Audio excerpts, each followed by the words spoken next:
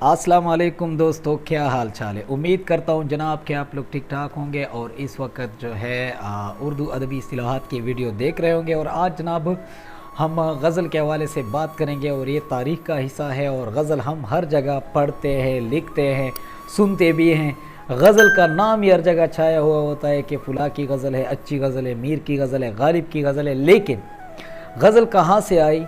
और अक्सर हम जो किताबों में तारीख़ पढ़ते हैं या देखते हैं या जो पेपर का हिस्सा होते हैं कि औरतों से बातें करना, और गज़ल को गज़ल का नाम इसलिए दिया गया क्योंकि हिरन के बच्चे के गले से जो चीख और पुकार की आवाज़ निकलती है उस चीज़ को गज़ल का नाम दिया गया। या कोई कहता है कि इश्क व मोहब्बत वाली बात को जो है ना हम गज़ल कहेंगे, ये सिनफ़ शायरी है और ये कसीदे से गज़ल जो है ना निकली है। कसीदे से पहले तशबीब और तशबीब के बाद फिर गज़ल। लेकिन इन तमाम तर तारीख़ से हट कर भी एक तारीख़ है गज़ल की, और जो कि बहुत ही मुस्तनद है और बहुत ही एथेंटिक तारीख़ है। अगर आप लोग सही मालूमात गज़ल के बारे में हासिल करना चाहते हैं तो इस वीडियो को पूरी देखिए। असल में हुआ यूँ जनाब के अरब जो ट्राइब्स थे या अरब की जो मतलब है कि मैं कहूँगा अरब का जो अदब था, अरबी ज़ुबान का जो लिटरेचर था वो बड़ा वसी था। और अरब से पहले गज़ल का या शेर व शायरी का मैदान उतना वसी नहीं था। फिर जब ये लोग हिंदुस्तान आते हैं, ईरान से भी लोग आते हैं और अरब से भी मुख्तलिफ़ दानिश्वर, शुअरा, उदबा और मुवर्रिखीन जब आते हैं बरसग़ीर में, हिंदुस्तान में, तो यहाँ पर एक बड़ी ज़ुबान होती है जिसका नाम है संस्कृत, जो हिंदी का कदीम वर्जन है, और पंजाबी। इन दोनों ज़बानों ने यहाँ पंजे गाड़े हुए होते हैं। फिर ईरान से तिजारत करने वाले या हिजरत करने वाले काफ़िले की सूरत में जो उदबा, शुअरा और मुवर्रिखीन यहाँ आए तो उनकी ज़ुबान तो फ़ारसी थी और फ़ारसी में कसीदा भी आम था, लेकिन उस हद तक नहीं जितना कि अरब यानी अरबी बोलने वाले। अरब से जब ये लोग हिंदुस्तान आए तो उनकी तो ज़ुबान अरबी थी। तो अरबी, फ़ारसी, संस्कृत और पंजाबी, इन चारों ज़ुबान की मिक्सिंग से, चूँकि यहाँ पे मुख्तलिफ़ लोग रहते थे, कोई संस्कृत यानी हिंदी बोलने वाला था, कोई पंजाबी बोलने वाला था, जो हिजरत करके आए थे वो फ़ारसी और अरबी बोलने वाले थे। तो इस सूरत हाल में एक नई ज़ुबान जन्म लेती है और जिसमें मुसलमानों का किरदार, फिर मुग़लिया सल्तनत, तो ये वो तमाम तर सिलसिले और हालात व वाक़यात होते हैं जिससे फिर उर्दू ज़ुबान जन्म लेती है। लेकिन शायरी में चूँकि अरब में कसीदा आम था, हर बड़े शख्सियत और जितने भी सलोहात और जितने भी उमरात थे उनके हक़ में शोरा जब कसीदा पढ़ते थे तो वो एज़ाज़ समझते थे। पहले कसीदा गू जितने भी अरबी के शोरा थे उनको ये एज़ाज़ हासिल होता जबकि वो किसी बादशाह के हक़ में कसीदा लिखते। लेकिन फिर वक्त गुज़रता गया, एक शायर थे अरबी ज़ुबान के जिन्होंने एक कसीदा लिखा, लेकिन बादशाह से फिर कुछ मुआवज़ा तलब किया और बादशाह ने मुआवज़ा दिया भी, क्योंकि उस कसीदे के तनाजुर में अगर देखा जाए तो बादशाह के हक़ में जो कसीदा लिखा था वो बड़ा इंटरेस्टिंग था, जिसकी वजह से बादशाह खुश हो गए और खुश होने के बाद उन्होंने जो है उस शायर को बड़ा मुआवज़ा दिया, यानी मुँह मांगी कीमत जो उन्होंने मांगी थी अपने कसीदे की वो बादशाह ने दे दी। अब सवाल ये पैदा होता है कि कसीदा तो अरब का जो है ना एक बेहतरीन सिनफ़ शायरी थी और अरब में रिवाज भी था। ईरान जो कि फ़ारसी बोलने वाले थे उनके मुवर्रिखीन और उनके शोरा के नज़दीक कसीदा एक नई चीज़ थी। फिर उन्होंने ये समझा कि भाई कसीदा तो चले हम किसी भी शख्स, किसी बड़े बादशाह या किसी भी शख्स के जो है ना ज़िंदा शख्स की तारीफ़ व तस्बीह बयान करते तो उसे हम कसीदा कहेंगे। लेकिन अगर किसी कलाम में इश्क व मोहब्बत हो, उसमें सोज़ो गुदास हो, हालात व वाक़यात या हालात दौरान महबूब की बेवफ़ाई और जफ़ाई का ज़िक्र हो, तो उस चीज़ को हम क्या कहेंगे? क्योंकि शोरा तो अक्सर महबूब का ज़िक्र भी करते हैं अपनी शायरी में, तो उस सिन को या उस नज़म को या वो जो भी मतलब है शेर व शायरी का मजमुआ होता है उसको हम नाम क्या देंगे? तो एक दीवान है जो कि मिस्र से शाया हुआ है, वो दीवान अरबी ज़ुबान का है और उसका ट्रांसलेट किया गया है उर्दू ज़ुबान में, और बड़ी मुस्तनद तारीख़ है और दीवान भी बड़ा इंटरेस्टिंग है। उसमें से लैला और मजनू की कहानी जो है उससे गज़ल की तारीख़ का एक हिस्सा मुश्तक़ किया गया है। चूँकि अगर देखा जाए उस दीवान में जो लैला और मजनू की कहानी का ज़िक्र हुआ है तो लैला और मजनू के दरमियान जो ख़त व खिताबत का सिलसिला होता था, जो ख़तूत लिखते थे पैग़ाम रसानी के लिए, उन ख़तूत में जो बातें होती थी वो शेर व शायरी में होती। मजनू जो है वो लैला की तारीफ़ें करता था शार की सूरत में, और लैला जो थी वो मजनू की तारीफ़ किया करती थी। फिर जब लैला की शादी हो जाती है और मजनू गाना हो जाता है लैला के इश्क में, लैला की मोहब्बत में, تو پھر وہ علاقہ چھوڑ کر صحراؤں کا رخ کرتے ہیں، جنگلوں کا رخ کرتے ہیں۔ تو وہاں عربی شعراء جتنی بھی تھے عربی زبان کے، انہوں نے اس قصیدے سے ایک شکل نکالی صنف کی صورت میں، جس کو تشبیب کہا گیا، کیونکہ تشبیب فارسی زبان کا لفظ ہے۔ یہ ہندوستان میں جب قصیدے سے شکل نہیں بن جاتی ہے غزل کی، جس کا پہلا نام تشبیب ہے، تو فارسی والوں نے کہا کہ چونکہ محبوب کی مناسبت سے ہم قصیدے سے جو چیز نکالتے ہیں غزل کی صورت میں، اسے ہم تشبیب کہیں گے۔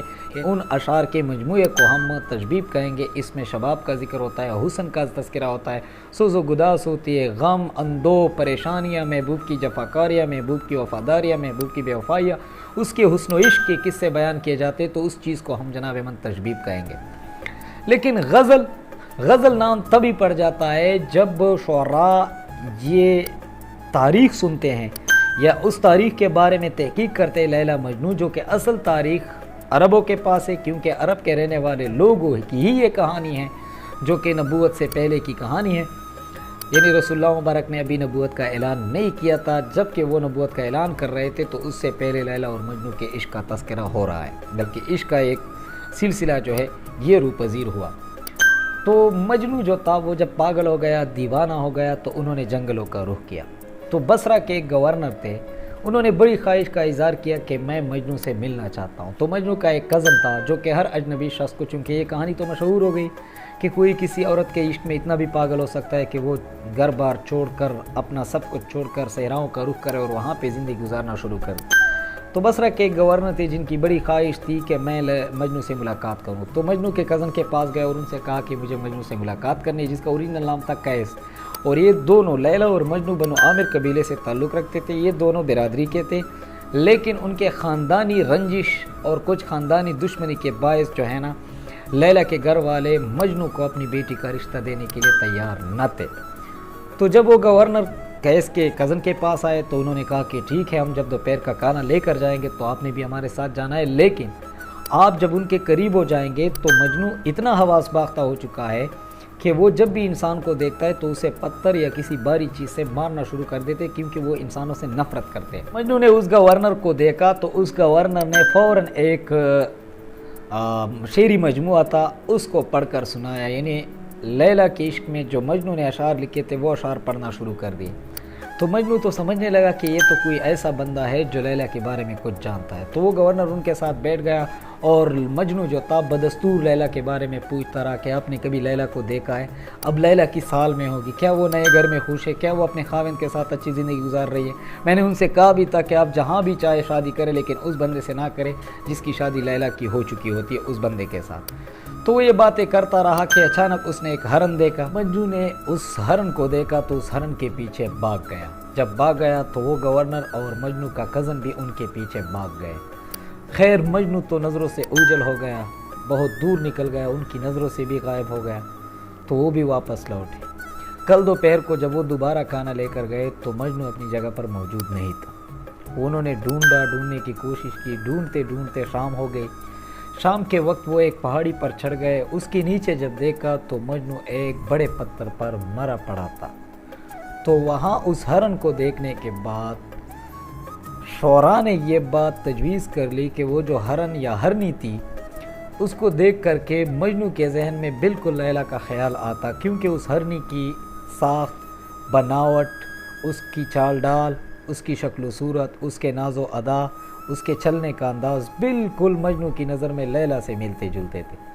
تو اس صورت میں چونکہ لیلا تو موجود ہی نہیں تھی، تو لیلا کے عشق کو تازہ کرنے کے لیے یا لیلا کے غم اور فرقت کو اور جدائی کو ختم کرنے کے لیے جب وہ اس ہرنی کو دیکھتا تو اس کے پیچھے بھاگتا، کیونکہ اسے اس ہرنی میں لیلا نظر آتی۔